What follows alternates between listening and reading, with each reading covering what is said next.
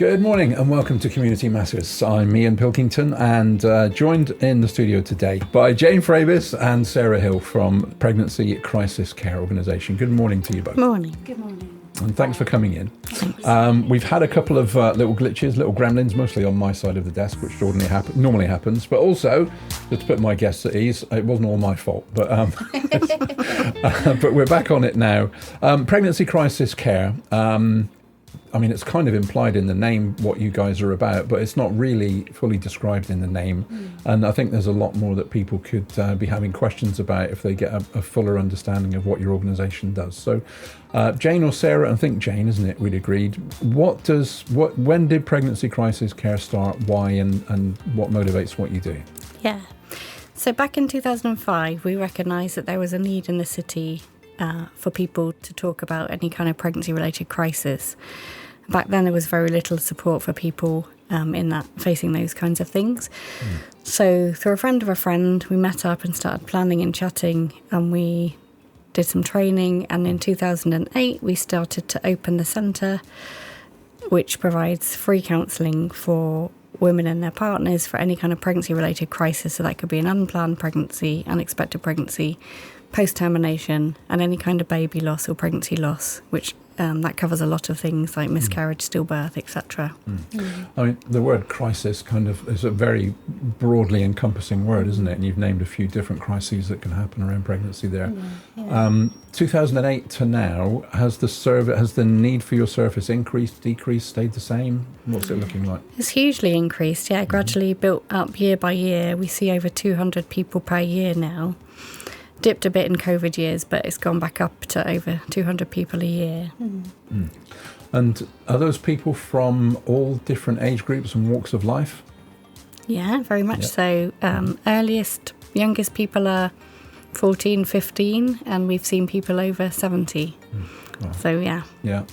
And you mentioned that the service is for not just the people that have the pregnancy, but also for families, partners and that kind of thing. Yeah, so partners. Wider. And counselling is a big core part of what you do, isn't it?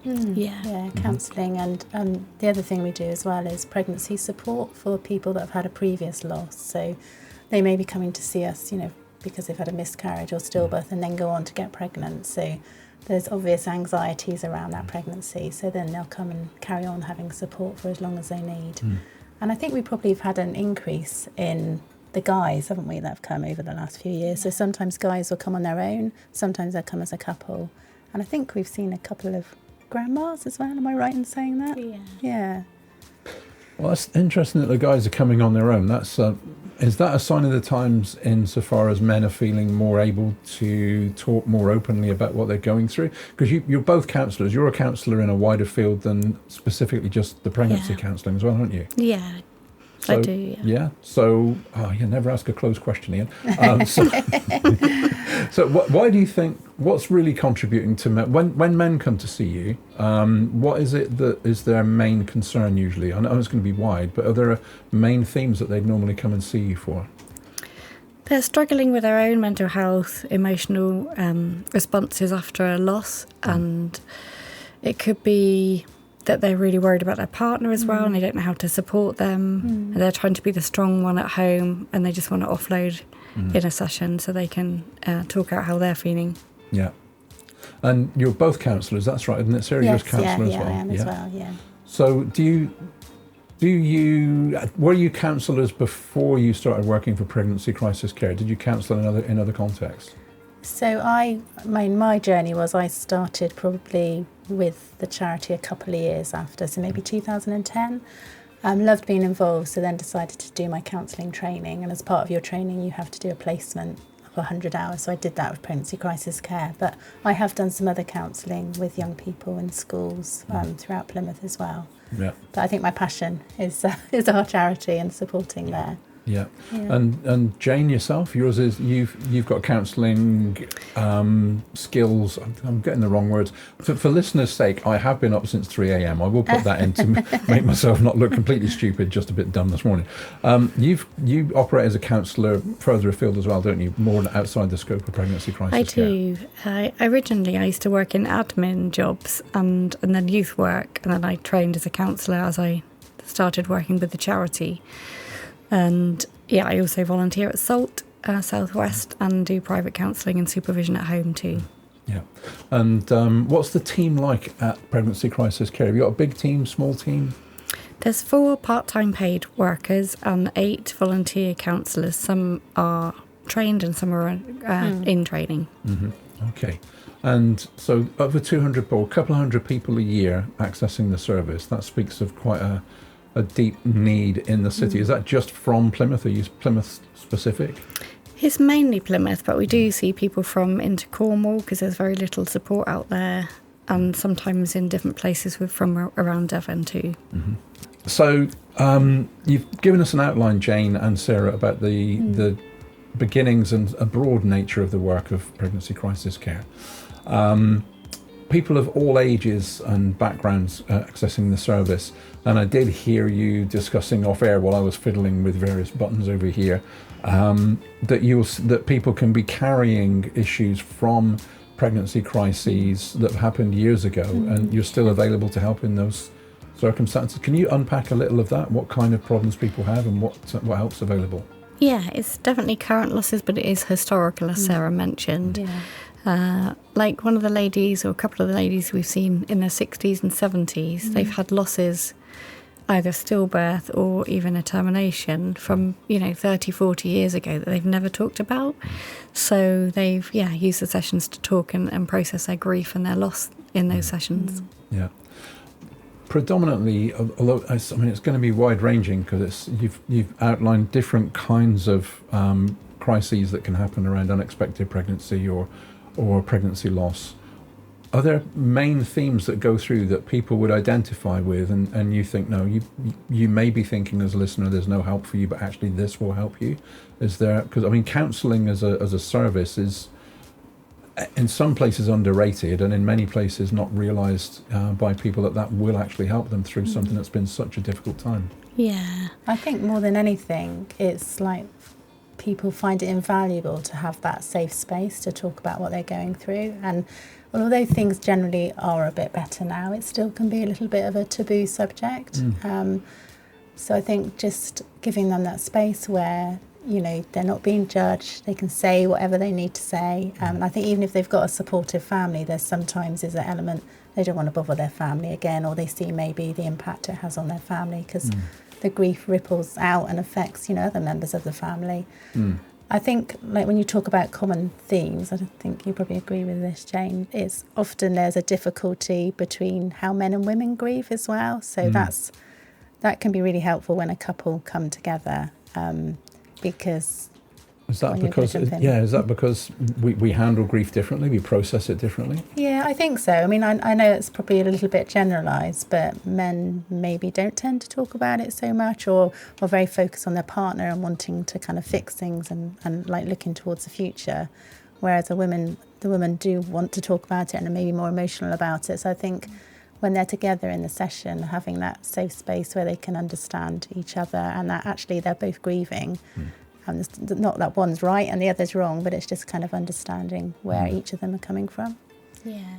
And I just add that some people are very isolated and they live with feelings of shame or guilt or anger that they think they shouldn't have, or they don't know who to talk about that with. So having counselling to talk that through in is an invaluable space for them. Yeah, definitely. That's coming up. I mentioned finding a safe space for me to make mistakes, but it is a safe space in terms of counselling is huge, isn't it? Having that space where you can be authentic and find that you're not being judged, you're not being pushed back because of it.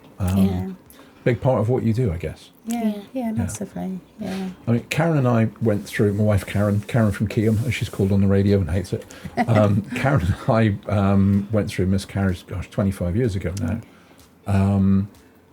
But the impacts of that, I think, for me, so this is very, very subjective, the impacts were heightened by the fact that, you've had a miscarriage. Okay. I was like, yeah, I think the name's a bit misleading for a start, because you've invested already in that child. You've invested a lot already. And even knowing that we were allowed to grieve, we were pretty sound. We had some experiences that meant that we knew we were going to go through something here. But it seems that like it's as well as being a bit of a taboo subject talking about this, it's a difficult subject to broach and explore in depth because it seems not to have value attached to it sometimes. Is that, I mean, that was subjectively mine, but is that a real thing? I would definitely say that still is hanging around, really, that people feel that they've had a miscarriage at 5 weeks or 7 weeks, and it can be minimised by themselves or other people or even sometimes medical staff, sadly. Not everybody, but some people, very minimalistic about it, and feel they shouldn't, there's nothing to worry about, it's just a few cells have gone and they should get on with their lives. And for somebody who's desperate to be pregnant, that's a huge thing. And they've lost their first future child and would have been. And so it's not just losing that pregnancy, it's losing the future they hoped. And that's huge for them. Yeah. And I think if they're already feeling like that and then they have someone say, trying to be helpful, but maybe say, well, you're young, you can get pregnant again, or, not having that understanding of the impact, then that compounds what they're already feeling, doesn't it? So for us, I mean, the impact was even, I remember sitting on the bed with one of our boys, because our boys were about 10 or 11 at the time, a couple of them.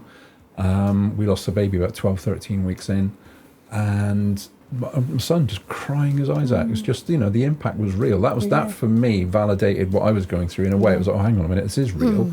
I know it is intellectually and theologically, whatever, but actually emotionally, this is for real here, and for the whole family. So family support, a part of what, and you've mentioned it's family members, but family, like children as well, siblings, that kind of thing. Do you work with families like that? We haven't really worked with children, to be honest.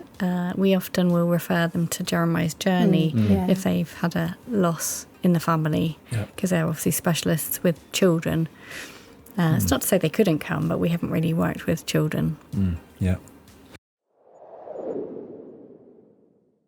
Jane, Sarah, I don't know which one of you I want to turn to on this, but we've talked a little off air, as well as loss, pregnancy, the unexpected pregnancy, I think was a phrase that you'd settled on saying there was a good one for me to use.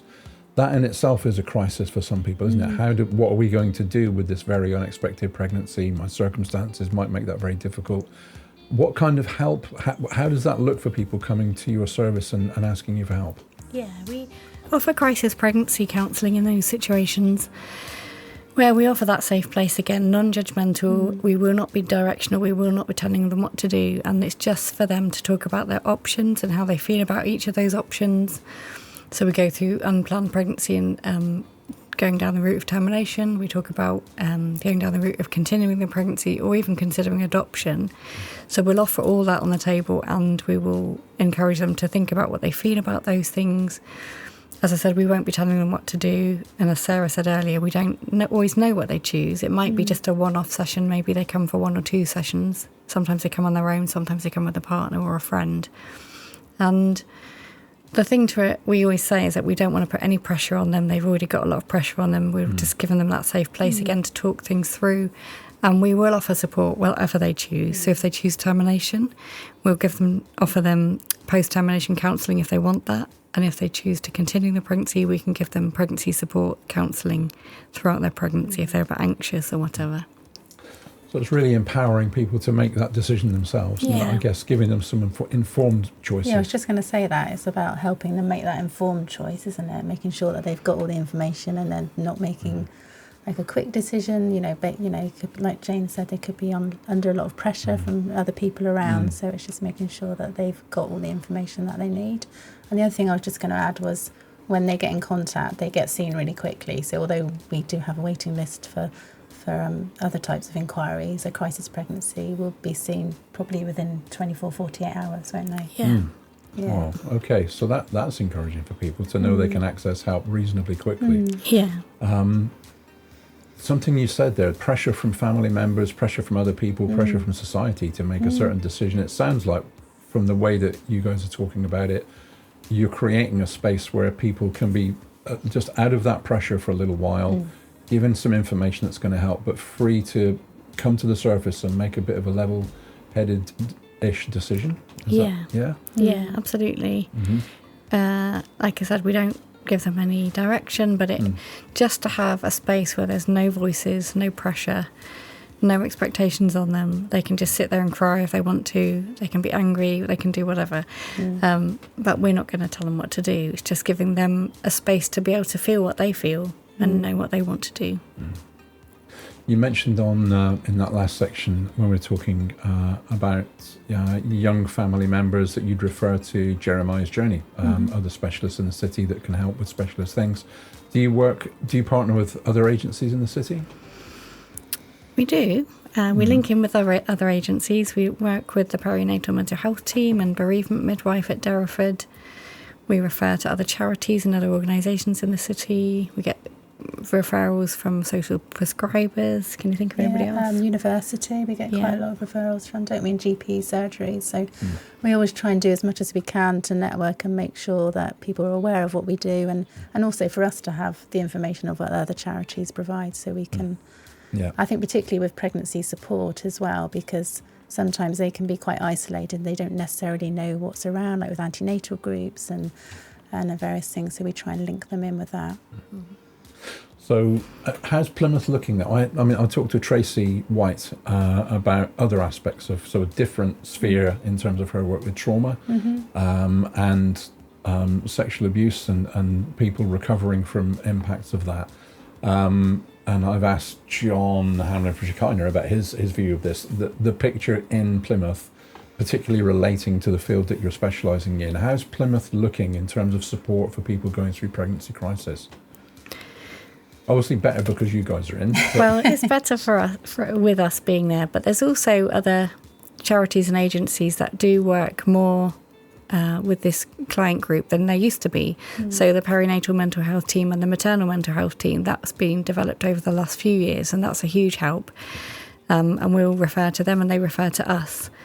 There's other charities like Luna's Fund and... SANS, I don't know if they do a lot locally now. They've got... and there's another, I'm thinking of the Phoebe Hoskin Trust. We work collaboratively with all of those charities. So there's a lot more provision than there used to be. And you mentioned as well that your own client base has increased over the years. Is that because your service has developed, or the problems have increased, or people are more open to coming for help, or is it all three? It's probably a mixture, isn't it? There's probably more awareness that we're there. People who've used the service then referring other people, friends and colleagues. And I guess we've expanded in what we can offer as well with the amount of people that we have to offer counselling. Any other particular reasons you can think of? Yes, I think it's just... I think over time people have been able to talk about pregnancy losses more than they used to. And although, like Sarah said, there's a little bit of a taboo still, but I think that's lessened. So people are more open to talking about it.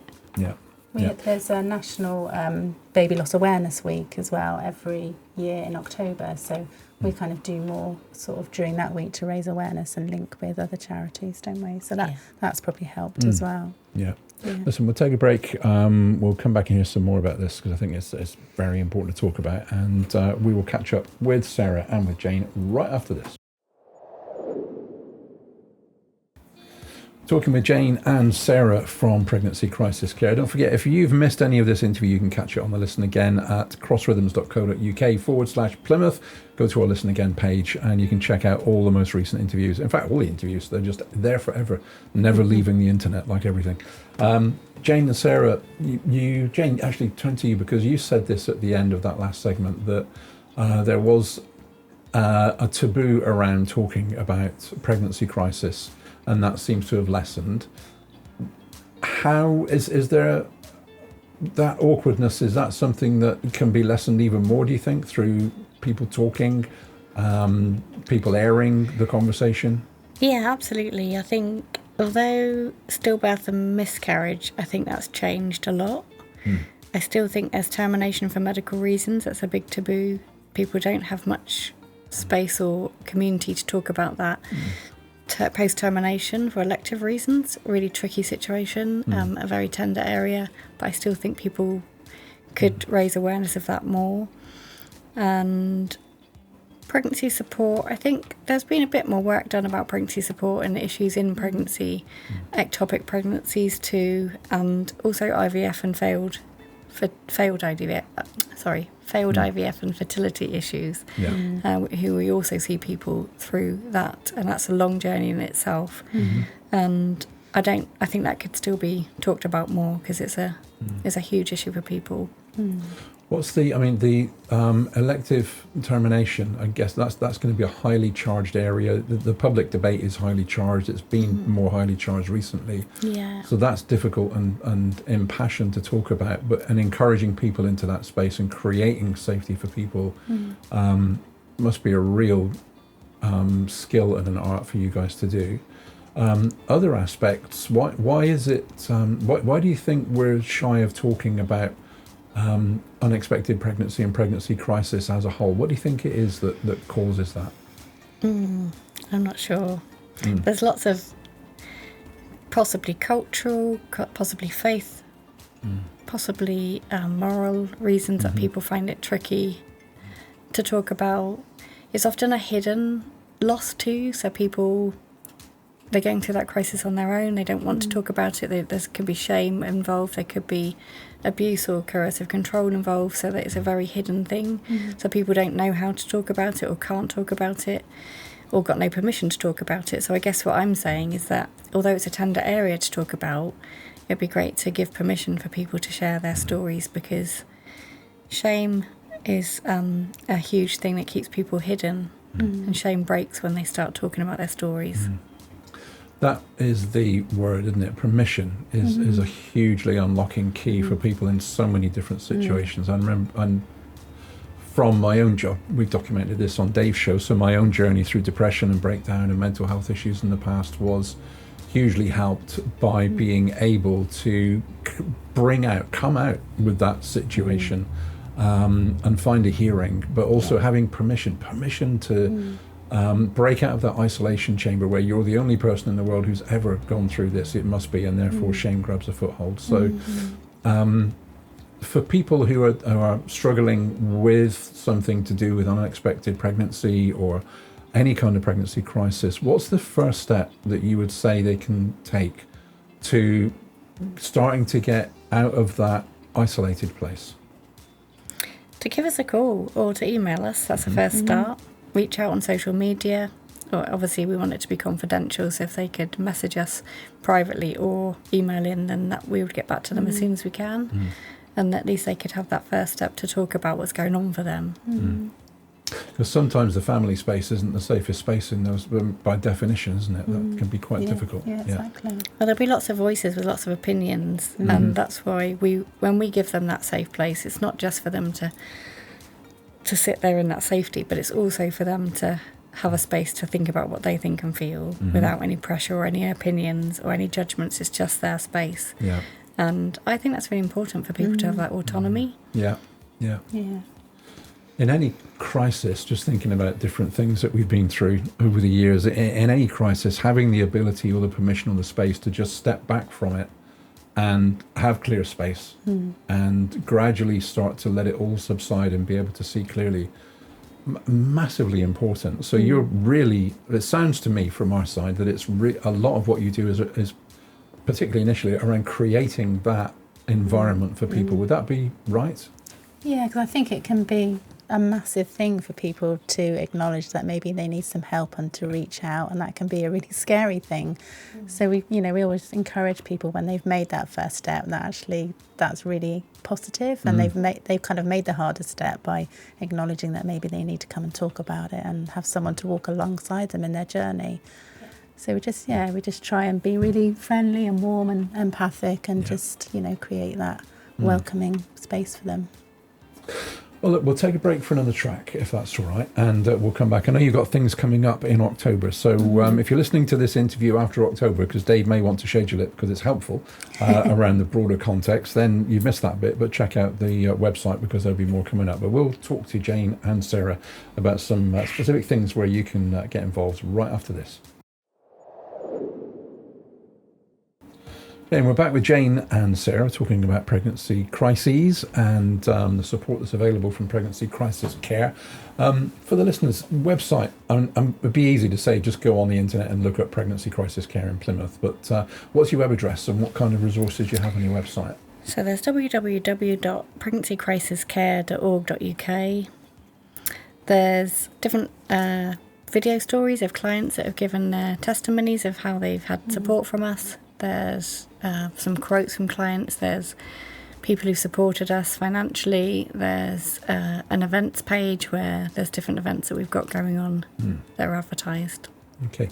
You mentioned people supporting you and you mentioned events. That's a great segue. So you're a charity, a local charity as well, so entirely funded through donations and grants. And do you get commissioned as well? Or? No, we don't. So it's grants and charity donations. Yeah.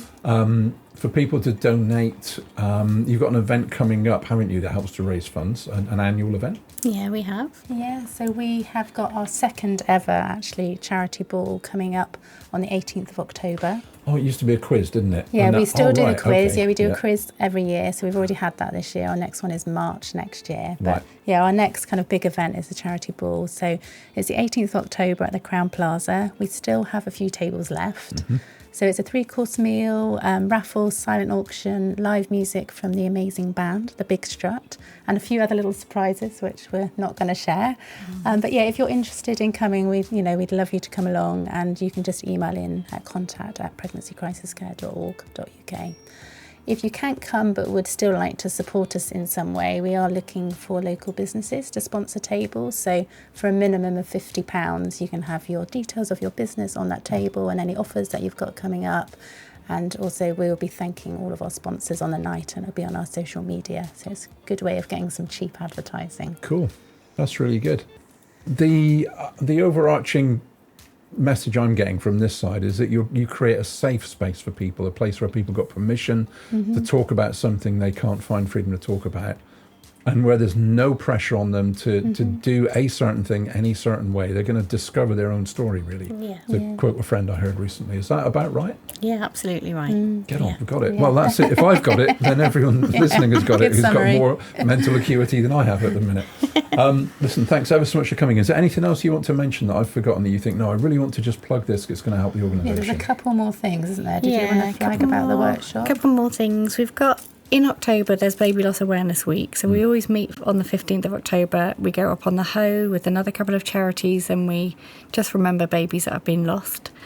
And in October, one of our previous clients has very kindly rented out the green space on Mutley Plain for 2 dates in October, which is on our website. And the dates are the 4th and the 11th of October, where we're going to do an adult wire writing workshop where people can write their baby's names in wire. It might sound a bit strange, but it's really, really lovely. And for people who haven't got a baby and are still struggling to get pregnant, that's just one way of remembering their child and having something on their wall or wherever they want to put it that can remember their baby. So yeah, email it in to us again to get details about that if people would like that. Is that an aspect of your work that we haven't talked about that I should have talked about? To people that are struggling to have a baby and are really struggling over years, is that something you work with, yeah? We do, yeah. Yeah, yeah. That's another interview next time. We'll get that. Yeah, it's a as the whole main- other the interview. up front and in the beginning of the interview. Sarah, anything else you wanted to Yeah, mention? can I just jump in and say, obviously we've already talked about that we don't get any statutory funding, so we're reliable on these events and people's generous donations. And one way sometimes people like to support is by committing to maybe £5 or £10 a month. So the price of a coffee. And whatever you would pay for a coffee, obviously that would benefit us immensely. Just a few people did that, it would be amazing. So if you are interested in doing that, if you email it into us, and we can send you a form in relation to that. The price of a cup of coffee, that's got to be worth the amazing, let's not use that adjective, the valuable work that you're doing and the definitely. much needed work you're doing. Yeah, thank you. Thanks both for coming in today, really appreciate it. Thank you for having us. Oh, Yeah. thank you for giving us the background, thank you for going a little bit deeper and helping hopefully to give a bit of understanding, certainly have for me, of the wideness of the issues and it's what it's knocked into me, or not knocked into me, what it's helped me to start to form in my heart, to feed you back a little bit, is that importance of not trying to give an answer to someone who's going through a crisis. We should know that anyway. But particularly around pregnancy, it's just like, and maybe in families particularly where we're very strongly opinionated, certainly in my family, and I've got to take responsibility for that one. Ladies, thank you very much for coming in. Thank you again. Thank you so much. You're welcome. So if you've missed any of that, check it out on the Listen Again, crossrhythms.co.uk/Plymouth, and check out Listen Again for more of the interview with Pregnancy Crisis Care, Sarah and Jane. We're back 11 a.m. every weekday on Community Matters. More music and life coming your way all day, every day here on Cross Rhythms. Thanks for joining with us. See you next time.